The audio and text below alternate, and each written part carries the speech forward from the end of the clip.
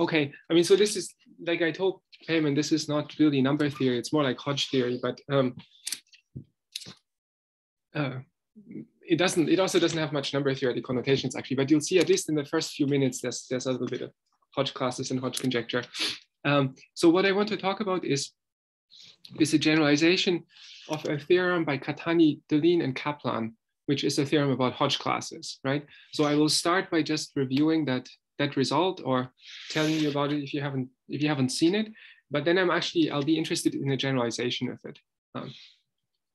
Okay, so this Catani, Deligne, Kaplan theorem is basically about the behavior of Hodge classes in families. So just very quickly, let me give the definitions, right? So the basic sort of object is integral Hodge structures of even weight. So this means that you have a free Z module underlying it.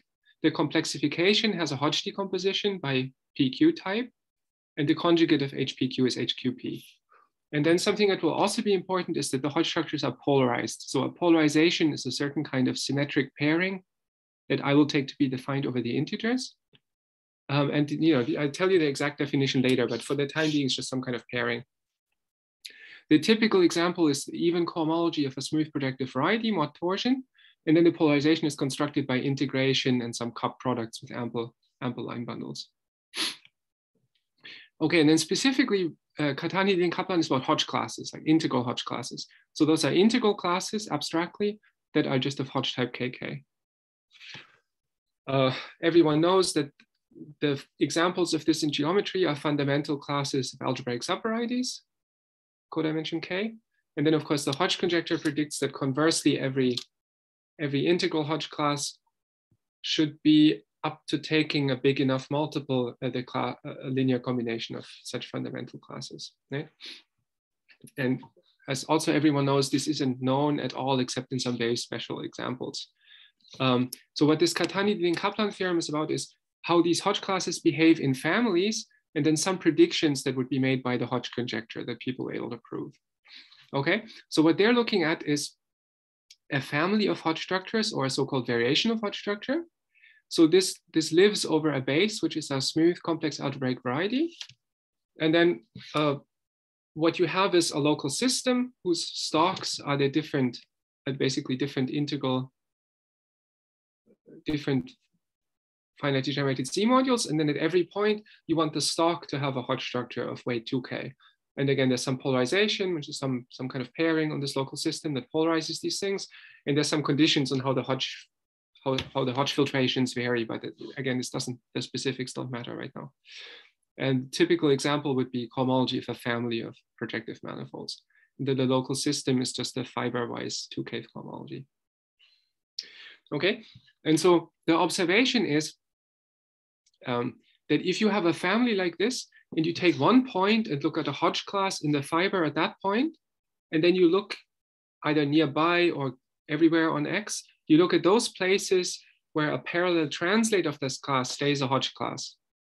That's a priori an analytic condition, because you're asking that a flat translate stays in a certain subbundle, but doing the flat translation by the connection, that's an analytic operation. But if the Hodge conjecture is true, then those sets are should be images of certain Hilbert schemes, and so they should actually be algebraic varieties. And so this is an observation by Whale in his book. And Catani, Deligne, and Kaplan were able to prove this particular consequence of the Hodge conjecture in a very famous paper in 1995. So this is, I consider this to be one of the best general results in Hodge theory. And it's also pretty much the only general piece of evidence that you have for the Hodge conjecture, this sort of the truth of this. They're working with abstract variations of Hodge structure, even those not coming from geometry. So it's actually a bit stronger than the geometric statements. This result has various applications to moduli spaces. And then Claire Voisin in particular has used it to study the sort of arithmetic aspect of the Hodge conjecture, like the difference between Hodge classes and so-called absolute Hodge classes. Those are the ones that are stable under the action by the Galois group. Okay, so this is also quite useful in various general questions. Okay, so let me actually state the theorem more precisely, because I want to generalize it later, right? So what they actually show is slightly better. They they don't just look at individual classes, but they can take the set of all Hodge classes, and that actually turns out to have a nice structure. So if I take over X, over the base, if I take the vector bundle, whose fibers are the different vector spaces that carry the Hodge structures, then this vector bundle is, again, a priori an analytic vector bundle, but because variations of Hodge structure behave nicely at infinity, this actually has a uniquely determined algebraic structure. And then inside of this bundle sits the local system, thought of as a sort of infinite sheeted covering space of X. And the different Hodge classes live inside of this infinite sheeted covering space. And then the Catani-Deligne-Kaplan theorem is actually that if you look at the set of all Hodge classes inside of this bundle, but then you fix a numerical invariant, what you might call the self-intersection of the Hodge class. So this is the number that you get when you evaluate the polarization form on this Hodge class. So once you fix this numerical invariant, then the set of Hodge classes with that self-intersection number is actually an algebraic variety. And it's finite over X and also proper, so behaves nicely at infinity. Okay, and then the statement over there follows by just simply saying that, well, since the map is proper, the image down in X is itself an algebraic variety, and so each component is an algebraic variety. Yeah, that's the actual statement that they show. So there's the space of all Hodge classes, if you want, is a countable union of algebraic varieties. And once you fix the numerics, each component is an algebraic variety. And Voisin's, who has thought about this quite a lot, she says that this theorem is actually stronger than what's predicted by the Hodge conjecture, because this finiteness part doesn't have any sort of geometric interpretation. In the Hodge conjecture, all it says is, well, some multiple of the class should be fundamental classes. There's no bound on the multiples, and there can't be in general. It's sort of everything with Q coefficients. And so this statement is actually stronger. And she says that the finiteness statement is intriguing because there's not really any good geometric reason for it in terms of behavior of subvarieties or something. Right? Because again, in the algebraic cycles, you're not taking individual subvarieties, but you're taking linear combinations and you're not bounding the coefficients. So, okay. So again, I'll spend a little bit of time trying to motivate things by explaining at least where the finiteness comes from. So this is a quite difficult theorem, but it's easy to understand the pointwise part of it. Why in any given Hodge structure, there's only finitely many Hodge classes, finitely many integral Hodge classes of bounded self-intersection number. Okay, and this is a property of the polarizations. So again, abstractly, if I go to one of the points, I just have a single integral Hodge structure of even weight. And then there's the so-called Weyl operator. And that's a real endomorphism, and that acts as multiplication by I to the p minus q in the PQ subspace. So the square root of -1 to the power p minus q. The properties of Hodge classes are that they're eigenvectors for this Weyl operator, because when p is equal to q is equal to k, then you just get CV equals v. Okay, then the definition of a polarization is that it's a symmetric pairing such that when you stick in this Weyl operator in one of the arguments, then you get a positive definite inner product on the underlying real vector space. And also the different PQ spaces are supposed to be orthogonal. Right? And so then this inner product gives you a norm on the real vector space. And well, just by definition, if I have any integral Hodge class, then the self-intersection number, the pairing of V and itself, is equal to the norm squared.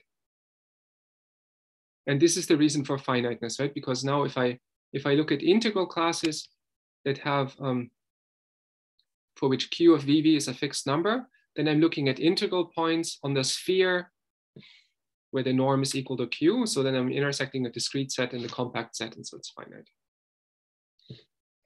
Right, so point by point, the finiteness part in this theorem is easy, but the difficult part is the properness. So to study what happens near infinity and to get things to be nice. Right? Any questions? I saw someone turn on their video. Do you have a question or used? No? Okay, but good. Yeah, keep it on. It's nicer. So Christian, just so I understand the logic here. So suppose I dropped the finiteness from, I guess finiteness follows from, okay. No, never mind. Okay, all right. Right. Okay, now what's the generalization? So this is a pre-pandemic thing, actually. So this was in late 2019. I got a message from a physicist, Thomas Grimm. And so he was asking about this. I mean, he was a little bit apologetic, and he said, you know, you seem to be working on Hodge modules and stuff like that, but maybe you know something about general Hodge theory. I'm very interested in this Catani-Deligne-Kaplan theorem and the finiteness part of it, because I have some physics questions for which I want to generalize this to another setting. And he was actually lucky, because I had read the Catani-Deligne-Kaplan paper very carefully, and I really liked that paper. So of course, he immediately wrote back. And so then it turns out what he wanted to know is, can you get this kind of finiteness if you're not looking at Hodge classes, but you're only looking at classes that are sort of eigenvectors of the Weyl operator? And he was asking whether any mathematicians had considered that. And because there's apparently some conjectures in string theory, in the kind of string theory that he does, where they strongly expected this kind of finiteness to hold. And at first it seemed very silly to me, because, you know, first of all, this Catani-Deligne-Kaplan theorem is supposed to be like a shadow of the Hodge conjecture. And of course, the Hodge, I mean, you don't expect the Hodge conjecture to hold if you're not looking at Hodge classes, right? And then there's also many points in the proof of Catani-Deligne-Kaplan that strongly use the fact that it's Hodge classes. And so it seemed kind of silly to want to generalize it. But then, you know, I did various examples, and so in the examples, it always turned out that he's right. And so then I started thinking about this more seriously. So this is the source of it. So he said the crucial thing is self-duality. So let me say what self-duality is. Okay. So again, this Weyl operator is the essential thing. So this operator that acts as I to the p minus q on HPQ. Since the weight is even, the square of C is the identity. So the eigenvalues are plus and minus 1. Right? And they actually alternate like this. So on the Hodge classes, it's +1. On the KK part, then it becomes -1 on the adjacent type, then +1 again, and so on. And so you say that an integral class is self-dual if it's an eigenvector of the Weyl operator. And it's anti-self-dual if it's minus an eigenvector, or if it's, sorry, an eigenvector for -1. Yeah? The terminology comes from surfaces. Like on surfaces, there's this theory of self-dual and anti-self-dual connections where you decompose the curvature. And this is a sort of generalization of it, I guess. Anyway, so I mean, Hodge classes are obviously self-dual because they're +1 eigenvalues. And then if you sort of fix the type, you get other examples, right? So on surfaces, classes of type 2, 0 and 0, 2 are anti-self-dual.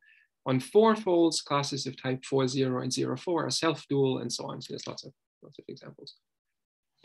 So, sorry, may I ask a question? Yeah. I don't know if this takes you too far afield, but like you just mentioned that these should be generalizations of self-dual and anti-self-dual connections on surfaces. Like, is that easy to see? So I think that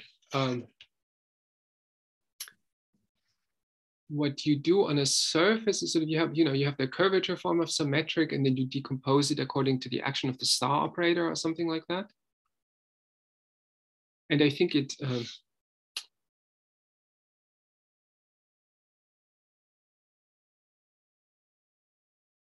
actually maybe it's not really. I think then the type is just fixed probably, right?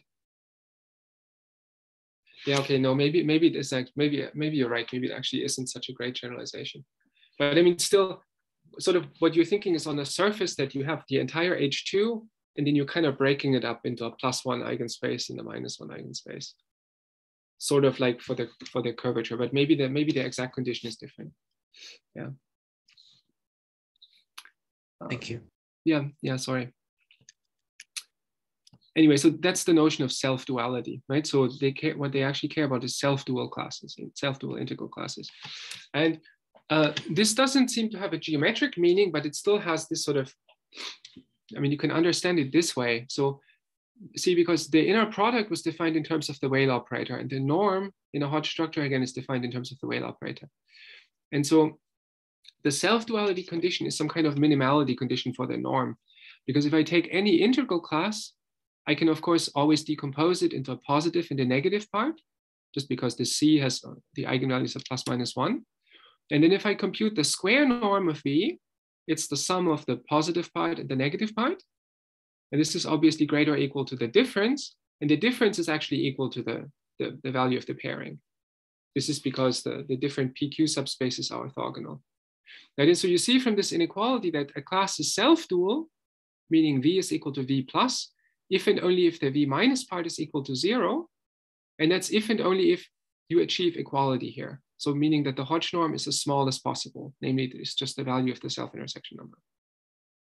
So the self-dual classes are the ones for which the Hodge norm is as small as possible, given the numerics of the class.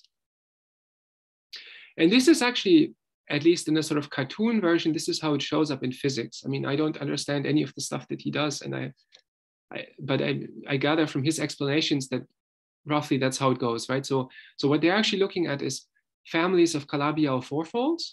So these are fourfolds of trivial canonical bundle. Their terminology for integral classes in H4 is integral fluxes for some reason. And then, you can talk about self-dual and anti-self-dual ones by type.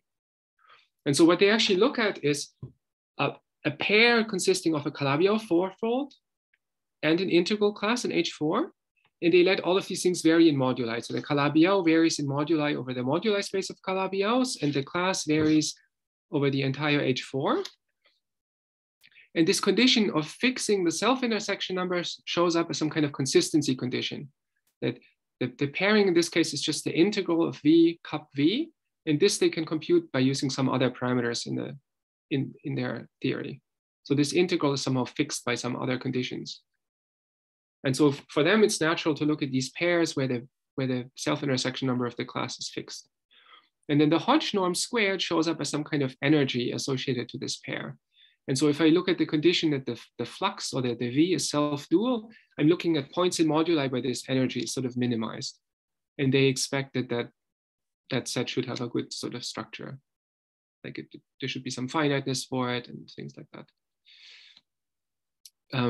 In the physics literature, it seems that they mostly computed certain special examples where it was true, and then they made some very broad general conjectures about it. So Grimm is one of the people who made conjectures, but earlier Douglas and Ashok Douglas, and there's like a lot of papers, but I mean, of course, I can't understand them. So this is the sort of thing that they do. Okay, so now let me just say, so for that reason, what he's asking for is, can you take Catani, Dilling, Kaplan, replace Hodge classes by self-dual classes and get a similar kind of statement, right?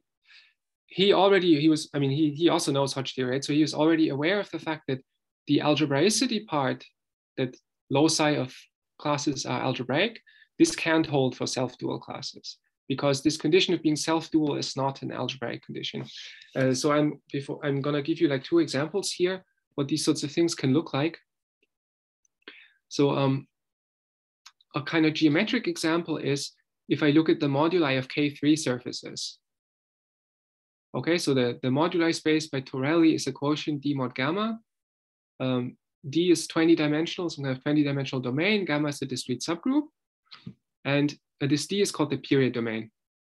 Right, so concretely, it's a certain quadric in P21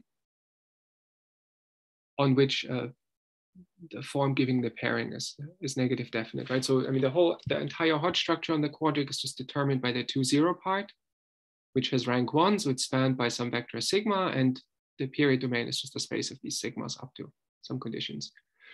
And so inside of there, I can look at the set of points where a given integral class is anti-self-dual. Here, self-dual would lead to Hodge classes, so it's not interesting. I mean, you know what the Hodge classes look like, but let's look at the anti-self-dual ones. It's kind of similar. You can actually write down the condition for this V to be anti-self-dual, because you want V to be of type 2-0 and 0-2. So V should be a constant times sigma plus another constant times sigma bar. Sigma and sigma bar span these two. And if you actually solve those equations, you find that the coefficients are given by the pairing. And so this set is defined by a single equation like this inside of D. But the equation involves both sigma and sigma bar. And so it is actually, if you write out what this condition is, it happens inside of this real vector space. So it's actually 20 conditions, but it's totally real. It's a 20-dimensional totally real submanifold. It means that at every point, the tangent space is dimension 20, but it doesn't contain any complex lines. It's strictly a real subspace. Okay, there's no analytic structure to this. There's no algebraic structure to this set. It's just a real submanifold. Is it Zariski dense? I think so. Yeah, I haven't thought about this carefully, but I mean, this set actually shows up somewhere else. So I think it is actually dense. Yeah. You can get other simple examples for which you draw pictures. So if you look at variations of Hodge structure on a punctured disk, there's so-called nilpotent orbits, which are like some explicit linear algebra models of these things that you can write down, and then you can explicitly compute the locus of self-dual classes, and you can get in examples things that look like this. Inside the disk is just this sort of red line, just an array, right? Again, this is definitely not an algebraic subvariety.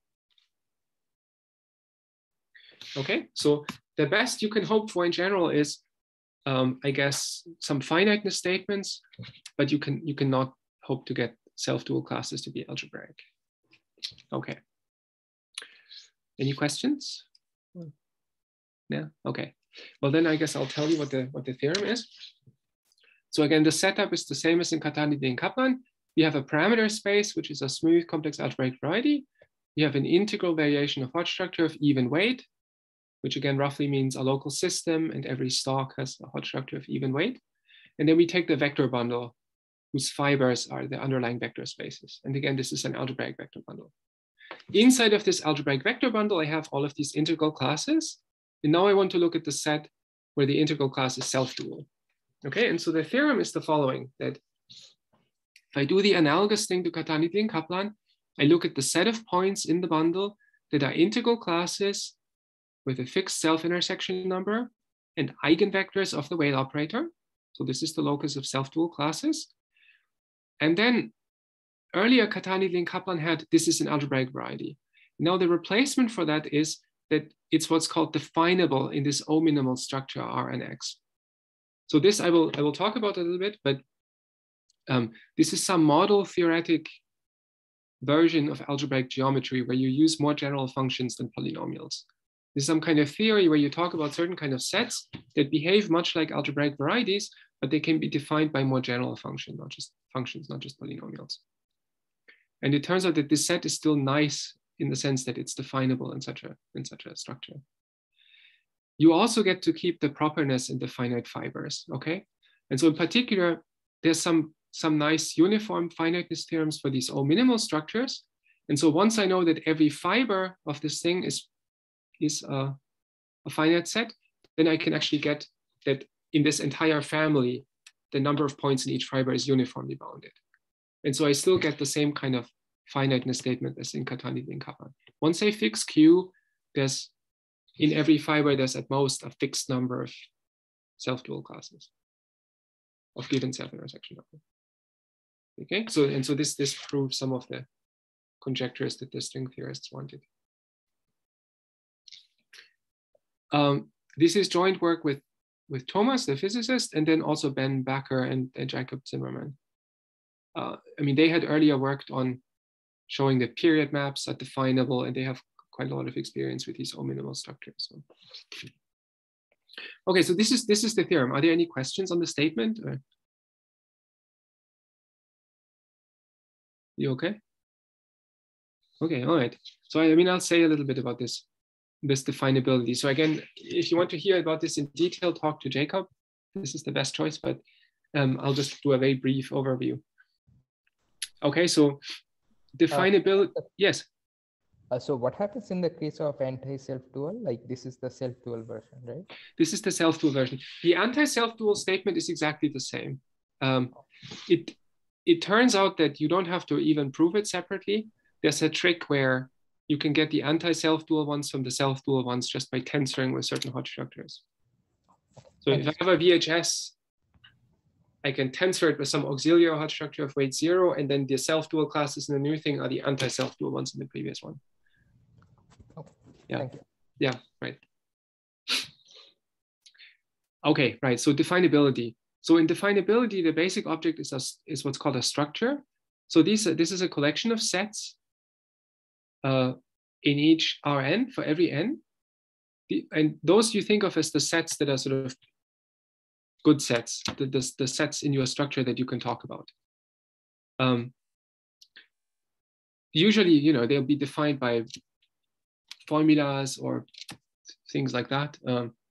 So you think like logically that there's some kind of underlying language, certain kind of functions or operators that you're allowed to use to describe these sets somehow. But this is sort of a generalization that doesn't really mention formulas, right? Okay, so this structure, the properties it's supposed to have is that in each given dimension, it's supposed to be a Boolean subalgebra of the power set. So it means that you can take complements, unions, and intersections. It's supposed to contain all the algebraic subsets of Rn, the ones defined by the polynomials. It's supposed to be closed under products. And then the main condition is that it's closed under projections. If I take a linear projection from Rn plus 1 to Rn, then the image of a definable set stays definable. And so, of course, because we're working over R here, this means that once you contain the algebraic sets and you close under projections, you also contain sets defined by inequalities, so so-called semi-algebraic sets. Because I can always take sums of squares and stuff like that. And the sets in the structure S are called definable or S-definable. And then functions are definable if their graph in Rm plus n is definable. Okay, this is the scheme. The examples that get used in geometry are, well, the smallest structure is Ralg. This is the semi-algebraic sets, so sets defined by polynomials and inequalities between them. And then but the nice thing is you can add lots of functions. So you can add restricted analytic functions, or maybe what people sometimes call over-convergent analytic functions. These are analytic functions that are defined on a compact set, but are real analytic on a slightly bigger open set. You can look at the structure Rx that contains the algebraic functions and also the real exponential function. This is quite important because lots of things tend to be defined by exponential functions. And then finally, the one in the theorem is the combination of the two that contains restricted analytic functions and also exponential functions. Also the exponential function. And you know, once you contain the exponential function, you contain the logarithm function, of course, by just flipping the graph and things like that. Okay, and then the crucial definition is, due to Van den Dries, I think, this is which of those structures are nice. And so the nice ones are singled out by this condition called O-minimality. And this is a very simple looking condition. It's simply that the definable sets in R must be finite unions of points and intervals. Just like the definable, the things that are the algebraic sets in R, or the semi-algebraic sets in R are like that. And so you ask that in dimension 1, you don't add any crazy new sets. And then of course, this puts lots of constraints on all of S because you're supposed to be closed under projections. So this puts constraints on 2-dimensional sets because you can always project down to R and so on and so on. And logicians, model theorists have worked on this a lot. They have a whole theory of basically nice topological spaces, manifolds, etc., where you just always ask that basically the transition functions defining a space should be definable in a given structure. And it turns out that as long as you look at O-minimal structures, the sort of geometry that you get is very close to algebraic geometry and very far away from the crazy examples in general topology. Okay, so for these spaces, there's nice dimension theory. You have nice cell decompositions into basic cells that are well behaved. There's these uniform finiteness statements that if a map is definable and all the fibers are finite, then the number of points in the fiber is uniformly bounded, and so on and so on. So it behaves very much like algebraic geometry, but it can contain functions that are more general than polynomials. May I ask a question? Yeah, please.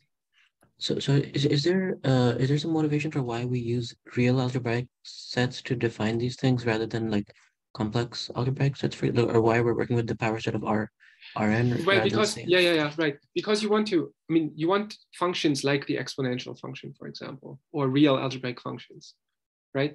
I mean, you can mix this theory together with complex analysis by looking at C to the n as R to the 2n.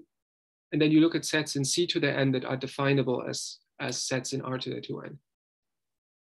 And typically you get a particularly nice theory if you look at things that are both definable and also somehow holomorphic or something like that. Like you try to sort of mix together complex analysis and this sort of definability. So you're defining somehow the weaker version so that you can use it. If you want a holomorphic or something, you just add it in later. Right. But I mean, if so, the idea is somehow to eliminate crazy behavior, right? And so if you want to eliminate crazy behavior, even on holomorphic functions, you can just ask it the real and the imaginary part separately and are well behaved, right? Right. Yeah. Right. So the point for us is that there's some theorems in model theory, again, in greater and greater generality, that say that all of the structures over here are actually O minimal. So the most basic one for our algebra, this is Tarski's theorem on quantifier elimination. And then there were a sequence of papers that eventually end with Van den Dries and Miller, who showed that this big structure Rn X is O minimal. Okay, and yeah. And so this is the one that turns out to be most useful for applications. Okay, so how does this enter into the proof, and how does the whole thing work? So let me first give the statement one more time. So again, what we care about is this locus of self-dual classes in a variation of Hodge structure. And part of the statement was that this is definable in this O minimal structure Rn X. So maybe I should first say what that means. So the set of self-dual classes, or this locus of self-dual classes, lives inside of this vector bundle. And the vector bundle, as we said, is an algebraic vector bundle. Now I view this algebraic vector bundle as being definable, like a definable manifold over R-alg, right? Because if it's an algebraic vector bundle, it means that I can cover X by affine open sets, such that on each affine open set, EB is the trivial bundle. So this gives me basically some covering of E by affines. And affine variety is of course definable, right? Because it's definable by polynomials inside of C to the 2n, inside of C to the n, which is R to the 2n.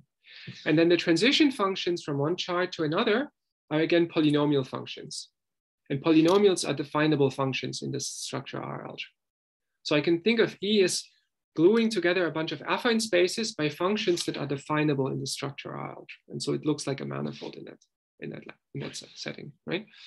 And so the statement is that if I go from the small structure R-alg to the larger one, where I add the restricted analytic functions and the exponential functions, then inside of this larger structure, my locus of self-dual classes becomes definable. Okay, so vaguely speaking, it means that locally, I can write down formulas like expressions involving analytic functions that converge on slightly bigger open sets and polynomials and exponential and log and things like that, some complicated expression. And that complicated expression defines this set inside of a trivialization of this bundle E or something like that. This is what it's saying. Okay, and so we really want to prove this definability because the argument that I showed you earlier says that each fiber of this locus of self-dual classes is a finite set, again, because I'm intersecting an integral set with a discrete set with a compact set.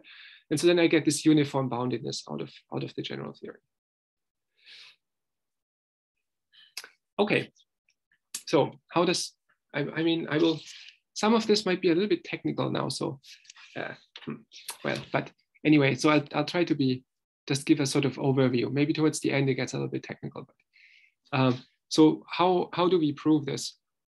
So the proof is completely different from the Catani-Deligne-Kaplan proof. And it has to be because Catani-Deligne-Kaplan, as I said, they're using quite strongly that it's Hodge classes. So this argument that we have is much more global. So we use as one input the fact that variations of Hodge structure have a period mapping, and this period mapping is definable as a mapping in this structure Rn X. This is a theorem by Bakker, Klingler, Zimmerman from 2 or 3 years ago. This will take this problem and kind of turn it into some kind of global question about certain algebraic groups. And so then the second part that we're using is this theory of Siegel sets and maps between arithmetic quotients of symmetric domains, and then also some lattice theory. So I mean, I hope to give a sketch so you can see how these things fit together, okay?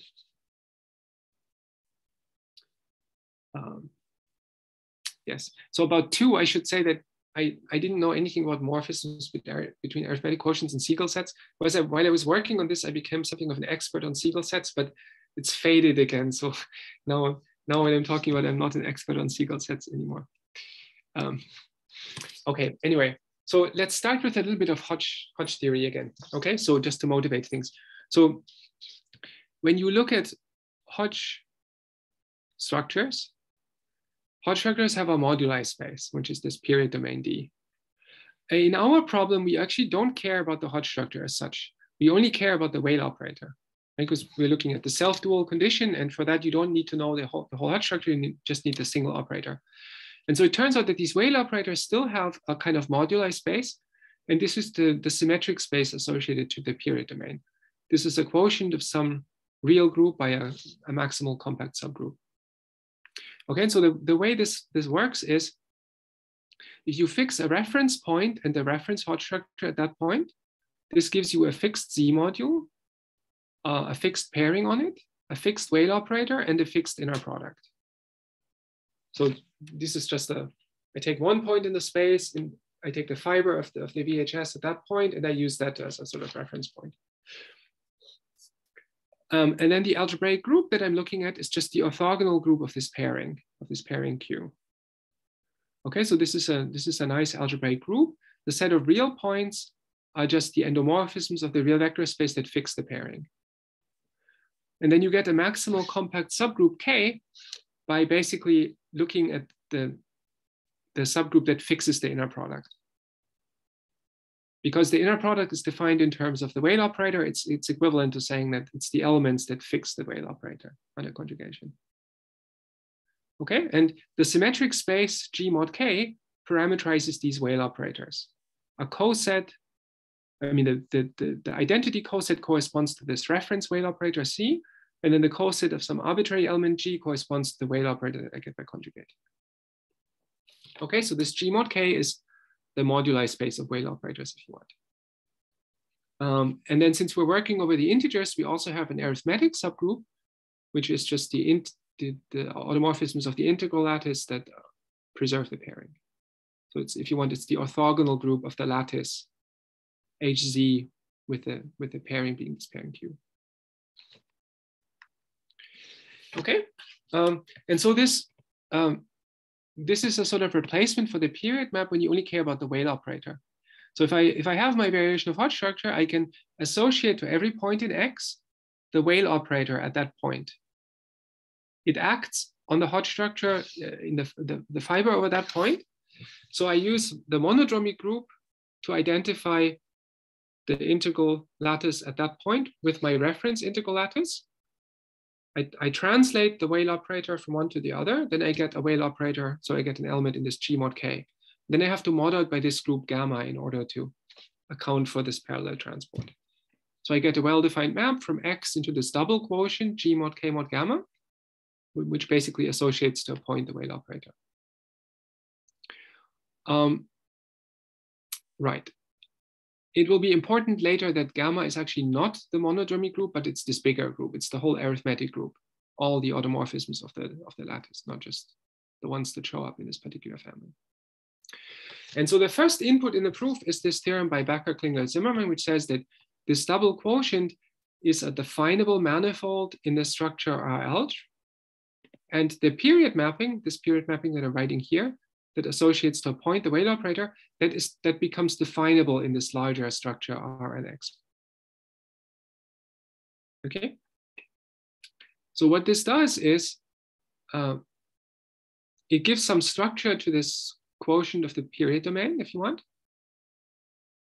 And it also gives some structure to the period mapping. Somehow historically, the problem is that the period mapping is a holomorphic mapping usually. If you go into D mod gamma, the period mapping is a holomorphic mapping, but the period domain doesn't have an algebraic structure, and the mapping is not an algebraic mapping somehow. And so what they found is that, well, it's the reason why it's still nice is that it's still definable in one of these O minimal structures. So even though it's not algebraic, it has many properties of algebraic things. I should remind you that when we don't go to the period domain, but we go to the symmetric space, the symmetric space doesn't have a complex structure anymore. So this double quotient is really just a real manifold. It's not a complex manifold. Okay? Okay, so this is the basic input. Now we have to soup it up a little bit because our locus of self-dual classes doesn't live inside of X, but it lives inside of this bundle, the bundle whose fibers are the Hodge structures.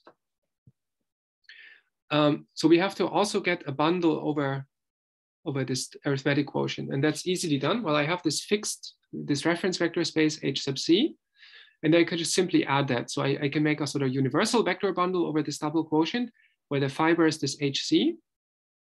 So I take G mod K, tensor by HC, and then again, gamma acts on it. And this quotient is a kind of universal vector bundle with fiber HC. And then it turns out that you can, this period mapping here that associates to the point, the Weyl operator, this can be lifted to a mapping from the bundle underlying the VHS to this universal bundle.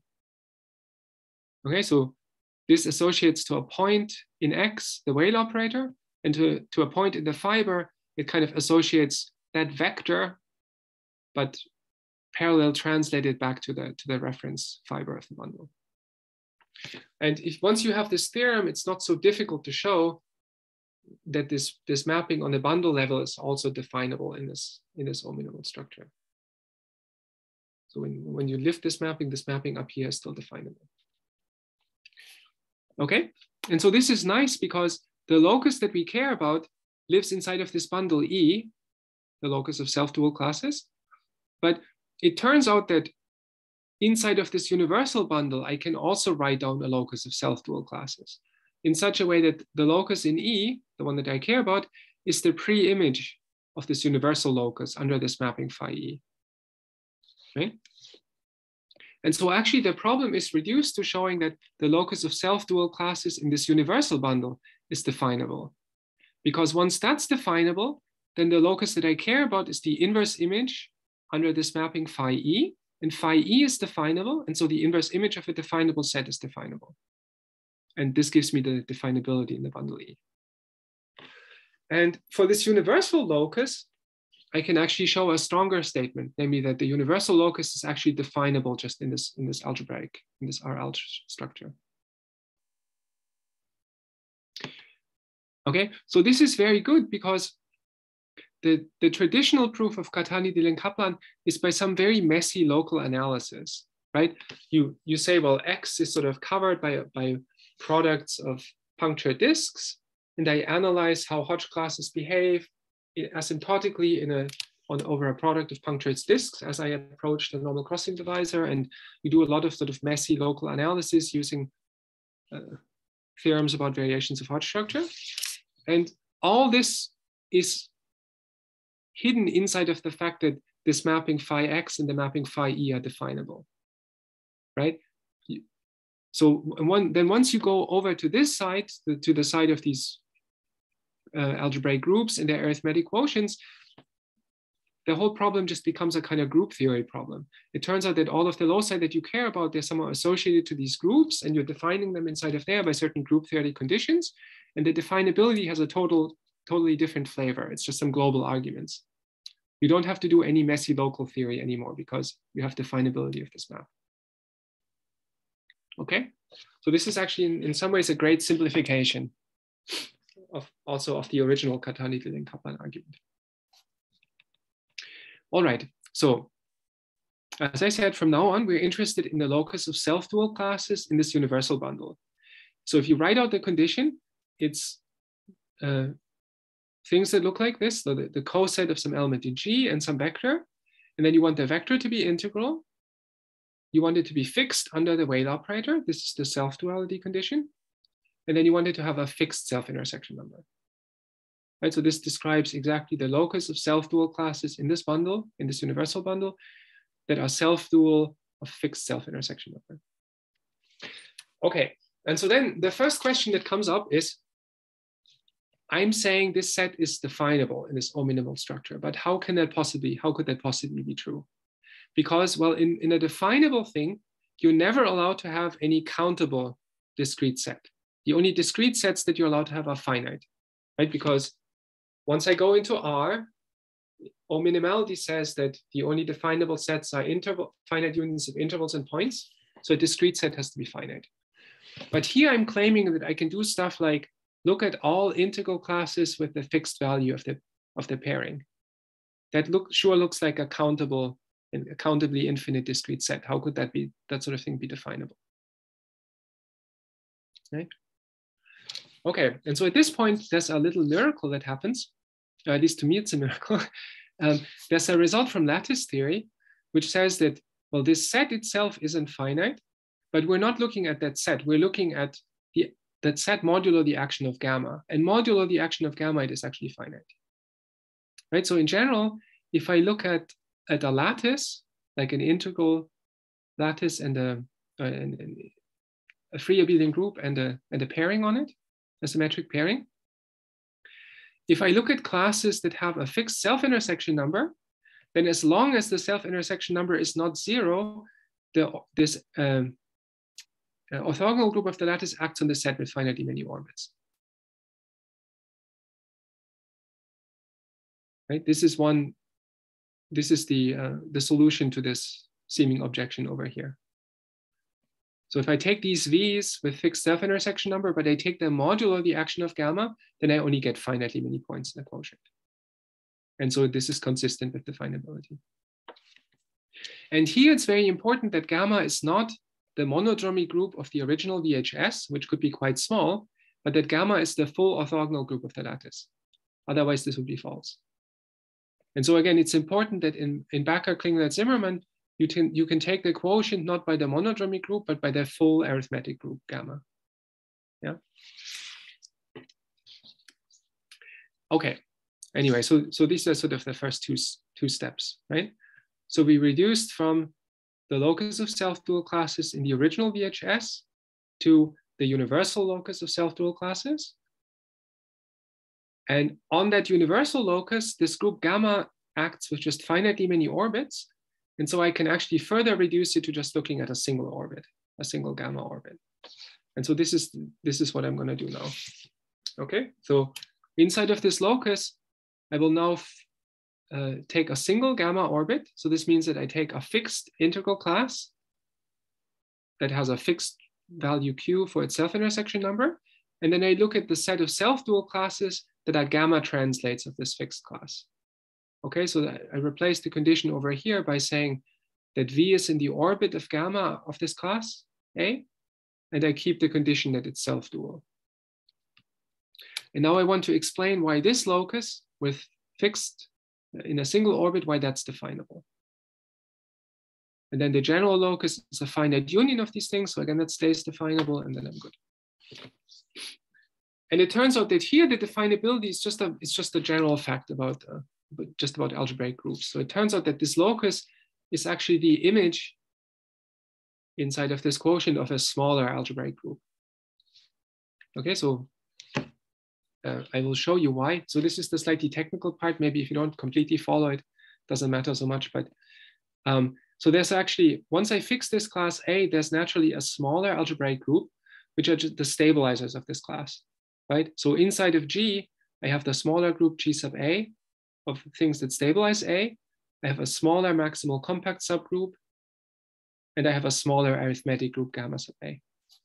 And the interpretation of this smaller group is, so the symmetric space G mod K parameterizes all Weyl operators, and the ones in the smaller symmetric space GA mod KA, those are Weyl operators that fix this vector A. That's the interpretation. So GA mod KA is naturally a subset of G mod K, and as a subset, it's the Weyl operators that fix A. And so I claim that now, if I look at vectors V in the single gamma orbit that are self-dual, then this is actually associated to this group GA. And so here I have to do this little calculation. So I take a vector V, an integral vector that's a gamma translate of this vector A, and I look at the condition that it's self-dual, that G, C, G inverse V is equal to V, right? So that a given Weyl operator stabilizes V. If I substitute in the definition of V, I get this condition here. And so this says that this particular Weyl operator, where I conjugate by both G and gamma, that fixes A. And so by this dictionary here, that Weyl operator is actually a conjugate of my reference Weyl operator by an element in the smaller group GA. And so then if I write out this whole identity here, what I get is that the original point in my bundle, the coset of G, K, and V, is actually equal to, in the image of the smaller group, right? This element H is now in the smaller group GA, and instead of V, I just get my fixed class A. So I can describe any self-dual class in this gamma orbit as lying in the image of the smaller group G sub A. That's the impact of this calculation. Okay, so in other words, what it says is that the locus of self-dual classes in the single gamma orbit is the image of this mapping here. I take the smaller group GA, I take the corresponding arithmetic quotient of G mod K, and then I send a double coset to this point in the bundle. And do a little calculation. This is actually an embedding, so that the locus of self-dual classes in my single orbit is actually isomorphic to this arithmetic quotient of the smaller group G sub A. And you have this, since GA is a subgroup of G, you have this diagram. The double quotient maps to the double quotient of G, but this map is actually lifted into this bundle. And the horizontal arrow here is an embedding, and the image is this locus that I care about. Okay, and then how does this imply definability? Well, it turns out that in general, maps between these arithmetic quotients under some mild conditions, they're definable again. Okay, so in this paper by Bakker, Klingler, Zimmerman, where they show that these double quotients are definable manifolds, they also show that maps between arithmetic quotients induced by maps between the groups are definable. Okay, and so this theorem here, it gives me definability of the curved arrow. And again, from that, it's not difficult to show that the horizontal arrow is definable. And so then the image, since the map is definable, the image is a definable subset, and that's the set that I care about. Okay, now, so is the method clear? Yeah, so I completely got away from sort of local analysis to just this global statement where I'm just manipulating these algebraic groups. Right? So this is, if you like algebraic groups, it's good. I used not to like algebraic groups, so I used to think this was bad, but I've now converted to this viewpoint. Let me say one thing though. So there's a little subtlety here. So it turned out that this theorem by Bakker, Klingler, Zimmerman that I'm citing here, there was actually a small problem with the proof. So they had, in the original version of the paper, they had claimed that for any morphism of arithmetic quotients, so anytime you have a morphism between two groups and in such a way that it induces a morphism between these double quotients, that's always definable. And that turns out to be not true. It's false in this generality. The problem was that they had quoted a theorem by someone else, and that theorem by that someone else was true, but there was a sort of condition that was implicit in the proof that somehow got missed in the process of applying it. And so it's actually, they've since corrected it, and they've published an erratum, I think, that gives the correct statement. So it's actually, you can't quite say automatically that, oh, you have a morphism of groups from GA to G, therefore this is definable. You have to check some technical condition here for this definability, okay? And so maybe I'll spend the last 5 minutes or so telling you a little bit about that part. It's just one slide, but. So actually, for that we have to go back a little bit and ask, well, this kind of quotient, G mod K mod gamma, how does this actually become a definable manifold? And again, there's a bit of an issue here at first glance, because so G is an algebraic group. So the set of real points, GR, is naturally a real algebraic variety. So in particular, it's definable in our algebra, right? I mod out by the maximal compact K. Again, that quotient has an algebraic structure and it's definable. But then when I take the quotient by gamma, well, gamma is an infinite discrete group. So I can't say, oh, I take the algebraic structure on G mod K and then I just induce a structure on the quotient. Because then the map from G mod K mod gamma, from G mod K to G mod K mod gamma has infinite discrete fibers. And that's not compatible with definability. Right? So instead, the way the definable structure on the double quotient is constructed is that you take a sort of fundamental set inside of GR mod K. It's not quite a fundamental domain for the action of gamma, but almost up to sort of finite error. And these sets are so-called Siegel sets. Those are the sets that they work with. Okay, so a Siegel set is a certain kind of semi-algebraic subset in the real group GR that gives you almost a fundamental domain for the gamma action on G mod K, up to finite error. And the Siegel sets show up in this so-called reduction theory. So there's a big book by Borel on reduction theory. So this is when you're interested in how this group gamma acts on these sorts of symmetric spaces. Right, like you try to, like I said, you try to come close to finding a fundamental domain for the gamma action. That's where these sets show up.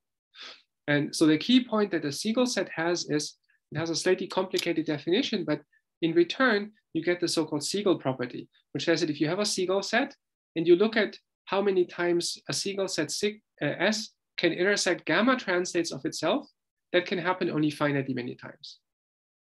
And so if I take a Siegel set or a finite union of Siegel sets, then the action by gamma on it now becomes a finite equivalence relation.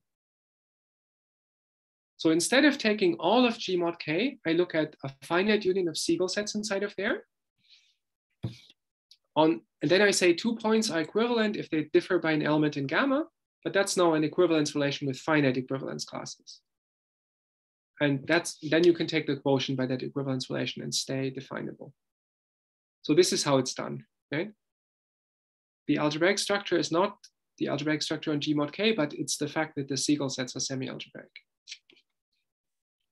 And so the very simple picture, without getting into any sort of general definitions, is if you take the upper half plane and you think of it as the symmetric space for SL2 mod SO2, then you all know the usual picture for the fundamental domain, like this thing, the thing here.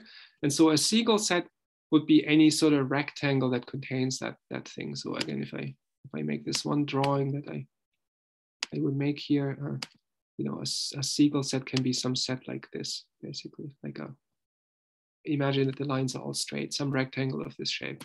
This would be a Siegel set in that case, right? The point is that it contains the fundamental domain, it only intersects finitely many translates of it. And so if I look at the SL2 action, the SL2Z action on this green set, then it will be a finite equivalence relation and I can take the quotient nicely. Okay. And so then this is how the structure is on the double coset G mod K mod gamma. And then to show that a morphism of arithmetic quotients is definable, what you actually have to do is relate the Siegel sets in these two groups. So you have to show basically that any Siegel set in the group GA is contained in at most finitely many Siegel sets or finitely many translates of Siegel sets in the bigger group G of R. That's the clue for definability. And you know, somehow this is kind of where the problem happened in the paper, because there's a general theorem by Martin Orr that says that if you have a morphism, like an inclusion of a subgroup into a group, both of them reductive, then a Siegel set in one is contained in a finite union of Siegel sets in the other. So this looks exactly like what you need in general, but there's some condition on the maximal compact subgroups that's hidden inside of the proof that doesn't show up in the statement. So that causes it. In this particular case of these groups G and GA, you can also just check it by hand. I mean, they're very explicit groups, explicitly given in terms of these pairings. And so you can just do a little bit of Hodge theory and actually check that any Siegel set in GA is actually contained in a union of at most 2 Siegel sets in G of R. Okay. And so this proves this theorem, and then, you know, it gives you the definability in general. Yeah, okay, so thanks. This, I guess, is the end of it.